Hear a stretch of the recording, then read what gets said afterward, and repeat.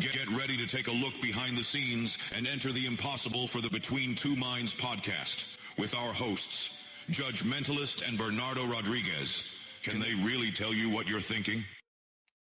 Hello, and welcome to the hypnosis world and everybody beyond. We are back here. It's Judge Mentalist flying solo for the brief moment because we are here promoting yet another talk at the upcoming Michigan Hypnosis Conference.com.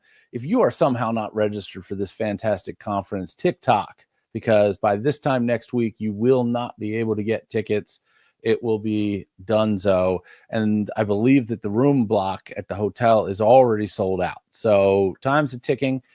Regardless, you're probably watching this so that you can make some of those difficult decisions about which sessions you're going to pop into, because there is so much to offer, no matter what you do, whether you are a performer, whether you are a healer, whether you are somewhere in between or are working in both of those worlds in some capacity. Each and every one of these talks is worth the price of the entire conference, plus all of the other stuff. And today's guest is no exception to this. I met him originally in the performance realm. In fact, both of us we didn't meet at a conference. A lot of the folks that I meet in the hypnosis world would meet at conferences, but I actually met him in Las Vegas, I believe in August. And I don't know what idiots go to Vegas in August other than myself. And well, I'm not going to call our next guest here an idiot, but I'll say it about myself because Vegas in August is not a place you necessarily want to be. But we met in Kevin Lepine's showroom. He's done a lot of talks about really important performance-based stuff, how to elevate your shows, how to get into really all of the stuff to run audio and basically have audio and lights and even scent and smell in the show run almost on autopilot. But that's not what he's talking about today. He not only is a very, very skilled performer, but a therapist as well. So without further ado, I'm going to bring on Jeff Bennick. Good afternoon, or for you, good evening. Welcome. It's early evening. Early evening for you. Yeah, the sun is still out, as we can see behind you. Beautiful. Are you home? I'm at home. Oh, wonderful. Yeah. Enjoying home for the last 2 weeks, and then we head up to Detroit. Beautiful. So for me, and I know that there are many people who will attend this conference that know you from the hypnotherapy side, our interactions, you and I personally, have been very much on the performance side. So I'm super excited to learn more about your history on the therapy and the clinical side, and what we're going to talk about in just a few weeks in Detroit. Let me start out with bridging everything together. I worked as a sound engineer all my life. And in the winter months, there were no festivals. Bands were recording or completely asleep, and I had to earn a living. So I did sales shows in Germany. And one of the acts that I did was a stage performer, Faro. He was a big name in Germany as a stage hypnotist. And I did a show day after day, sometimes 5 shows a day. And you see the show, you get the show, and it's perfect, it's nice. But when I saw what he did with the dancers I had on the show that had migraine, he went to Faro, his real name is Martin, and 30 minutes later, he was dancing a show. And I know my sister had migraines. She was sick for days. So that made me interested in how did it work? Right. And then somebody else, and over the time that I worked with him for months, I saw people go in backstage and coming back out of it feeling better. So I bought some books, but never did something with it until years later when I had an accident in a theater and I couldn't do my job anymore. There was an ad in the paper for the School of Hypnosis in the Netherlands. It's a 4-year study. And I said, why not? Yeah. And now I travel the world. I have my own clinic in the Netherlands, and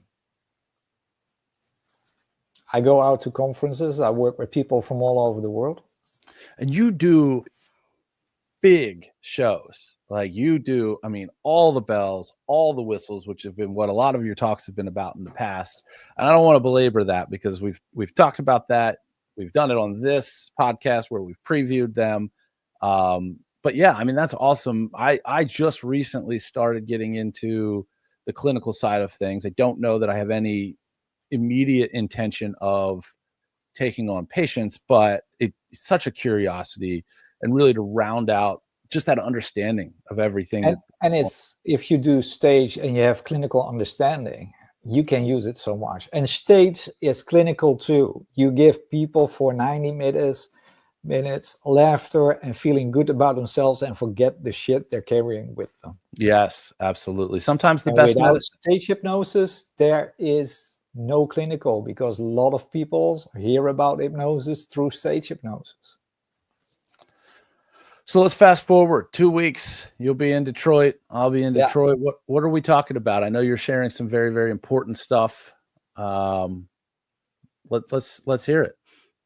I'm talking about what can we do with our clients, but mostly ourselves, with the toughness that we encounter. I work a lot with sexual abuse victims. That is the niche I'm in. I do a little bit more heavy things with kids and with adults. And it connects to you. Yeah. It's not something that I take home. I had to learn that. But a couple of years ago, I found a guy. His name is Pierre Capel. He's a Dutch professor. And he studied the impact of emotions on your DNA. And that is what I'm talking about. I'm passionate about. Because when we are in an environment with all negative things, our clients are not coming, so, oh, I feel so happy. No, they are of course depressed. Things are happening. And if you take it on to you can get really sick. And what my talk is about teaching you what we can do as therapists for our clients, but especially for ourselves on a scientific basis, to keep ourselves healthy. If you look at the numbers with hypnotherapists that leave the profession over time because they are getting, I won't say depressed, but not feeling it anymore, not want to do the work anymore. It is our job to educate each other that if you are around the negativity all the time, you got to take care of yourself. Absolutely. Fantastic. So is this going to be mostly lecture, some demonstration? What can people expect coming into the room? It is a lecture and a demonstration.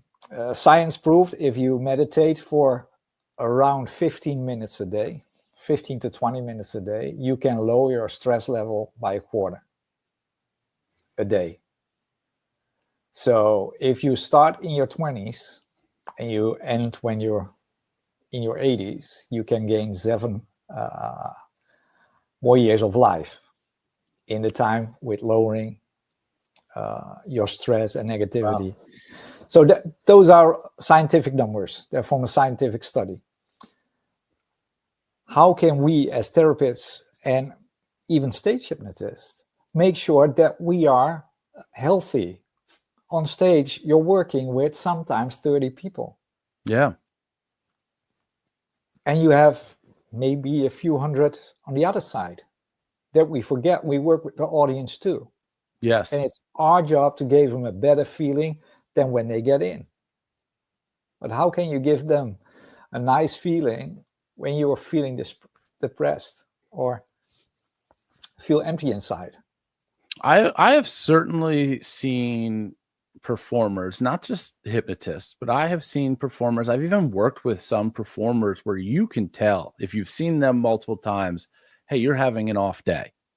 You're not the same. You don't have that spark. And if that's something that, whatever it is troubling somebody and burdening somebody overall, they're certainly not reaching that maximum potential of what they could be doing on stage. And of course, that affects everybody in the room.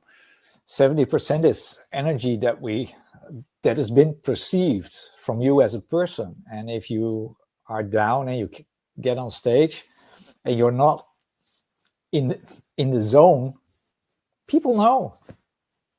Yeah. And it's your job. They go to a theater, they buy a ticket to see your show. They are easily losing $100 a night for the babysitter, the ticket, the drink, the food. Yeah. You are taking that out of their wallet. So it's your job to make sure they have the night of their life. And that's the thing. They're showing up there wanting to check out from the world that's around them. And I think that many, many people will tell you, at least here in the States, I don't know what it's like in the Netherlands. It's a time in which many, many of us want to check out for an hour, 2 hours, whatever that time may allow, whether it's at a hypnosis show or a movie or whatever it is. So you're spot on to give them the best experience you possibly can. I mean, you should want to do that anyway, even in the best of times. But then you got to take care of yourself. Make sure you are the best version of yourself. And with easy tools like simple meditation for 20 minutes a day. And 20 minutes, you can watch a show on YouTube for 20 minutes and don't even know it. So we all can create a habit of 20 minutes. Absolutely. If we use that 20 minutes, we lower our overall stress level. We lower more than we build up in a day most of the time. So over time, we feel better. And then something strange happens. Because our negativity is showing in our DNA. I won't make it too complex. If you look at the strains of DNA, there are egg whites and genes that are changing things. But everything is fed by how you perceive something. So the hormones and the egg whites and everything that are created with a thought that you have. Yeah. Change things in your body. It's just like a car. If you put the wrong fuel in, it doesn't drive as much. We are a big chemical plant. And if we create the wrong things at the start, our body is not feeling happy. And of course, the output's going to be impacted by that as well. Yeah, that's it. And that's what I'm talking about, because we can do so little things to change it, to feel better. But especially when you do a hypnotherapy and work with people with PTSS, with depression, you're not always going home smiling. Right. Yeah, because there's people that come to you with some really, really heavy stuff. Yeah. Especially in your niche. Yeah. That's why every day at my office, I close my office in the same way. I'm alone. I air out the room. I do my own thing before I go home, so I can leave it at the office. Sometimes I think about it, but it's not close by. I can think about, the person that was in today had a rough week. Instead of, oh my God, how would it be for the person? Right. If you're a baker and baking bread in the morning, when you go home and sleep at the end of the morning, you don't want to think, that bread is cooling off. We got to close the door somehow. And you got to learn how to close the door. Otherwise, you get ill. For sure. Well, super exciting. Do you know what day and time your talk is? I know that it's always subject to change. At 11. Perfect. What a great time for a meditation, midday on Saturday. I'm looking forward to it. I definitely, there's not a person in my life that I can think about that wouldn't benefit from what you're talking about here. So I would say, and please correct me if I'm wrong, this is not only going to be something that's going to be great for each of us attending to take on and start using, but then to share this with other people to incorporate into their lives. It's an important way of changing your life for the better. And if we as therapists can give this gift to our clients and make them feel better in an easy way, like they can do at home or even while they're not driving in the car in the parking lot for a few minutes. Exactly. The results are big. Beautiful. Wonderful. All right. Well, I've kept you. I appreciate your time. I'm really looking forward to reconnecting with you in just a few weeks. Any last thoughts before we let everybody go? If you're not there, you're missing out. I hear 100%. There's a great magician performing at night. And there is something from... My girlfriend says I gotta watch a movie like Harry Potter or something is showing by. Yeah, so first night, there's going to be a Harry Potter themed party, and yours truly will be doing a mentalism show. And this is not, I'm going to give a little spoiler right here, and it's not going to be anything specific, but I have not done a mentalism show in a number of years. And being asked to do this, and I can't say no to Dan. So he asked me to do this. I'm like, okay, fine. And I'm like, you sure you want me to do a mentalism show, not a hypnosis show like Richard Cole did last year? Yeah, we want to change it up a little bit. Okay, great. And ever since he asked me, I have this is not going to be like the normal kind of show that you see anywhere else. I have tried my hardest to incorporate so many things that are specific for each and every person that's in that room, whether they're callbacks from last year's conference, last year's show, other things that are just going to be truly personal to this room.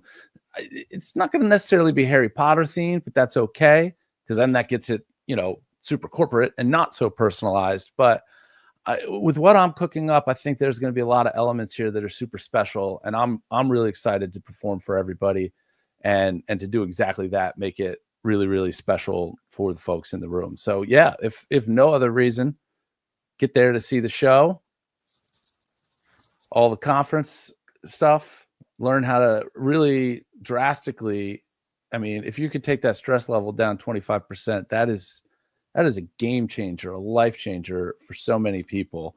And I'm really looking forward to it. And so thank you so much for joining me here. We'll see you in a couple of weeks. And thanks for having me. And of course, I'm looking forward to your show and of course all the people there. Yeah, it's a great networking opportunity. There are valuable connections that I just sent somebody who needed help with somebody to somebody that I had originally met at the Michigan conference. And I had seen them specifically talking online about a particular modality that was perfect for another colleague of mine. And I connected those two, and, just the ability to connect those worlds and really make life better for the people that you run into and you're surrounded by. And it's a great community. That's why I love coming over.